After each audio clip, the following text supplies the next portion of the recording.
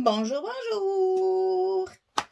Voilà, on commence. Alors, donc, premier bloc, je vous rappelle 23, 46 et on plie les 2 centimètres, hein, pour faire nos pages, nos petites pages tunnel, nos blocs. Ça, c'est le bloc numéro 1. Et on va faire des structures très simples. Alors, pourquoi?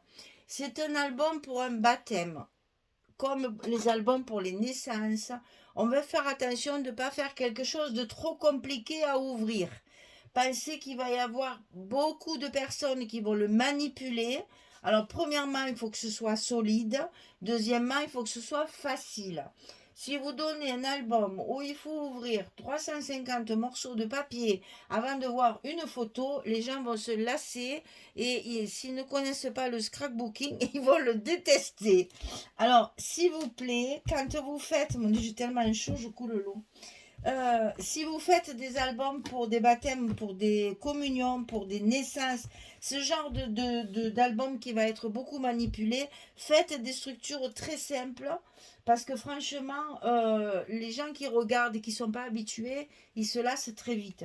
Donc j'ai fait une structure très simple, facile, à la portée de tout le monde, mais qui permet quand même de mettre pas mal de photos. Donc il faut trouver l'équilibre entre les deux. Alors, sur notre bloc, ici, on va faire une grande pochette. Alors, les pochettes, ça c'est génial parce qu'à l'intérieur, on peut mettre plusieurs cartes, on peut mettre des livrets, on peut mettre plein de choses qui permettent de mettre justement beaucoup de photos. Alors ici, celle-ci, elle fait 27 cm sur 11. Et sur le côté 27, on va plier à 2 et à 25, ce qui nous fait le 23 de notre hauteur de page.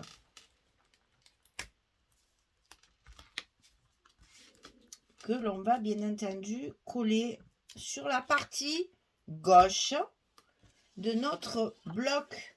C'est une pochette verticale, n'est-ce pas? Ne vous trompez pas, vu la dimension, ça m'étonnerait que vous vous trompiez, mais bon, attention, dans ces cas-là, quelquefois on tourne notre travail et c'est là qu'on la colle du mauvais côté. Donc on la colle à gauche.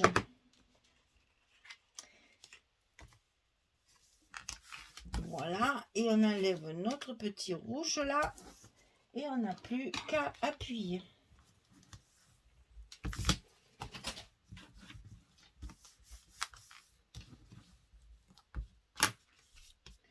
Et j'ai encore un morceau de crayon, évidemment. Voilà. Alors, quand on a fait ceci, on va coller par-dessus notre pochette 2 petites cascades. Une en haut, une en bas. Comme ceci. Et ça va s'ouvrir comme ça. Donc, la cascade, toujours pareil, 18 cm sur 11. Et sur le côté 18, on plie à 16 pour avoir notre 16-11. Et ça, on le coupe 2 fois. Et on va le coller par-dessus notre pochette verticale.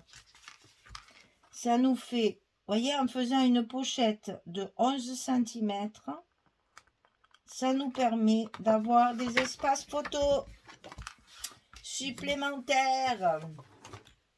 Ça habille votre pochette et en même temps, ça vous fait des espaces photos supplémentaires qui ne payent pas de mine, qui ne coûtent pas grand-chose, comme on dit, ni au travail, ni au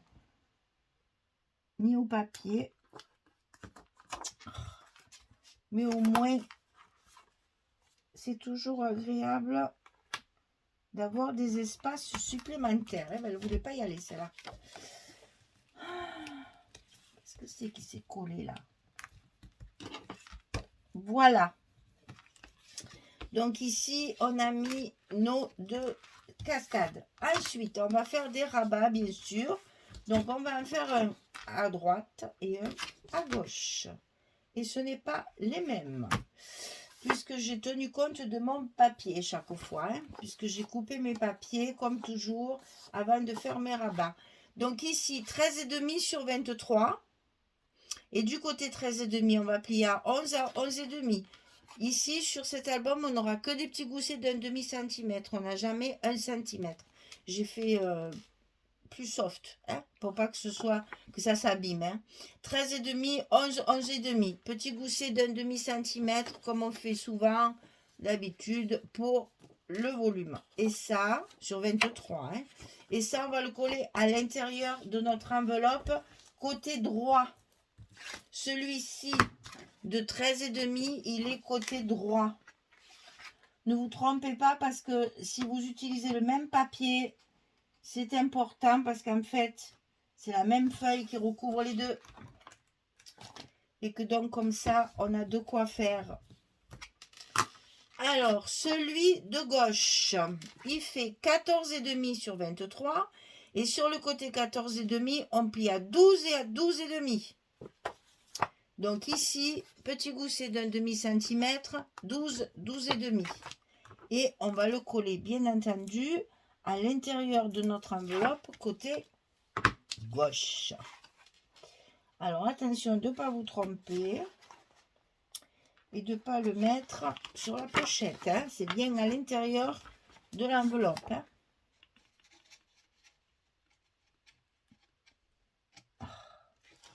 Et c'est ça qui va nous servir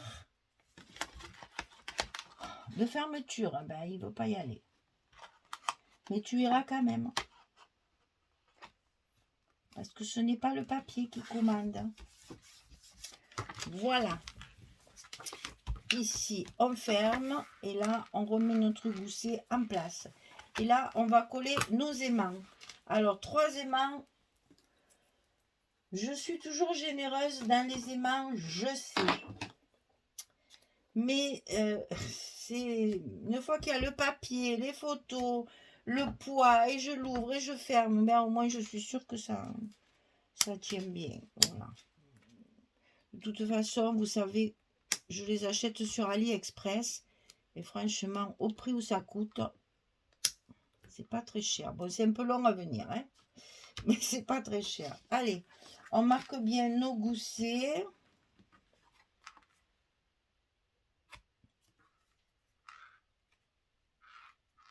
Et quand tout est bien en place, on appuie. Et nos aimants sont en place. Et voilà, vous voyez, cette page est très très simple.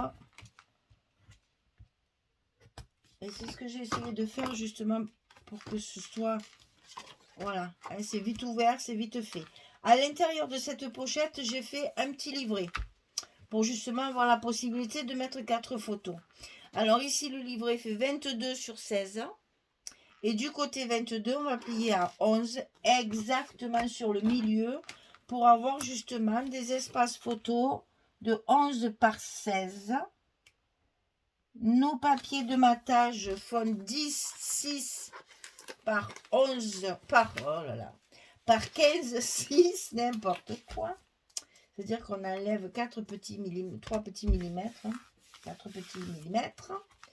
Et vous avez la possibilité de mettre des photos 10-15. Voilà, dans le petit livret qui se met à l'intérieur. Alors, comme ça, il n'y va pas.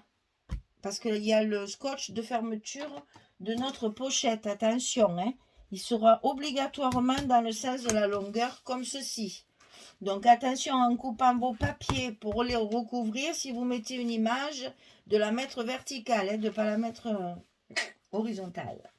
Voilà, allez, je colle tous mes papiers et je reviens vers vous quand c'est fini. À tout de suite. Voilà, alors, donc, unité de papier. Attention, ce sont des papiers qui ont juste une image en haut sur la droite. Non, une image en bas sur la droite, une image en haut sur la gauche. Hein. Donc, il faut jongler pour avoir les images et en même temps récupérer du papier. Donc là, j'ai travaillé sur du papier nuage, là, justement, mes petits nuages. Ici, il y a souvent des recto verso. Ici, j'ai mis 2 images comme ceci. Ici, c'est ce papier-là, hein, vous voyez, c'est la même couleur. J'ai mis une petite frise au bord. Je ne les ai pas mises ici parce que ça va être manipulé. J'avais peur que ça se déchire. Donc, que de temps en temps, il y a une petite frise comme ça que j'ai coupée dans le papier fantaisie. Et je la mets comme ceci. Et ça fait un petit rappel de couleur. Voilà. Donc, vous voyez ici, si on réfléchit bien, on peut mettre énormément de photos. À vous de combiner les espaces avec les petites images. Là, moi, je vais faire mes stops avec ça, hein, comme je fais d'habitude. Donc là, on peut mettre une photo. Ici aussi. Là, bien sûr, aussi. Donc, 1, 2, 3, 4. Ici, 5. Ici, vous voyez que ça se ferme. On va la voir. Moi, perso, j'en mets pas. Maintenant, c'est à vous de voir. Donc, 1, 2, 3, 4, 5. Il y a déjà 5 photos sur la structure. Et vous avez ici 4 photos, ça fait 9. Vous voyez que si on veut, on peut très bien chaque fois avoir entre 10 et 12 photos, vous verrez, par page. Il y a 8 pages, vous voyez ce que ça donne. Hein, voilà. Bon, les pages verso sont un peu moins importantes, mais vous verrez qu'il y a de quoi faire. Voilà, notre première page est terminée sur notre premier bloc. Vous voyez que ce ne sont pas des pages très épaisses. J'ai gardé dans l'idée que c'était un album pour petits enfants et que donc je voulais pas quelque chose de mastoc. Donc tous mes goussets de ce côté seront d'un demi-centimètre. Je ne crois pas avoir fait 1 centimètre nulle part. Et j'ai donc un peu réfléchi sur justement l'espace photo beaucoup plus important que d'habitude. Et on fera de la décoration, bien entendu, pour agrémenter tout ça. Et puis les petits mots, etc. Et puis ah oui, alors j'étais chez Françoise, vous le savez, hein, enfin, vous le savez pas peut-être, mais bon, il y en a qui le savent. Elle avait un die pour faire des petits baskets. Non, mais regardez-moi ça comme c'est joli. Alors, le die, je ne sais pas d'où il vient non plus. Le die, il coupe une première fois le papier bleu et ça l'embosse en même temps. Ensuite, il y a le papier blanc à découper. Ensuite, moi, j'ai mis un petit lacet. J'ai utilisé du coton à broder. Et ensuite, je me suis fait plein de petits nœuds bleu marine comme ça pour le mettre par-dessus. Et il y a un pied droit et un pied gauche. Alors, juste pour vous montrer, comme ça fait mignon. Hein, on va l'ouvrir, ce sera plus facile. Voilà. Et dans toutes mes premières pages, j'aurai ce petit fil conducteur, les petites chaussures. Oh, j'adore. La vraie gamine, la vraie gamine. Alors ça, c'est Françoise qui me les a découpées. Et donc, je profite pour la remercier parce qu'il y a un travail de dingue. C'est-à-dire, elle m'en a découpé, il y a 10 pages, parce que je crois que j'en ai fait pour la couverture. Attendez, je crois que... Oui, c'est ça, j'en ai 12. Donc, j'ai 24 paires de chaussures. Sachant que pour chaque chaussure, il faut couper 2 morceaux à la Big Shot. Bon, elle y a passé du temps. Merci Françoise. Parce que ça m'a bien rendu service. Au lieu de faire ça, ben, j'ai pu continuer mon album. Voilà. Parce qu'il faut vous dire que quand je vais chez Françoise ou quand Françoise vient chez moi, forcément, on a réservé des après-midi de scrap, forcément. Voilà, donc écoutez, il n'y a plus que la déco à faire et les petits mots à mettre. Et cette première page est terminée. On va passer à la deuxième dans la prochaine vidéo. Merci beaucoup, à très très bientôt. Au revoir tout le monde.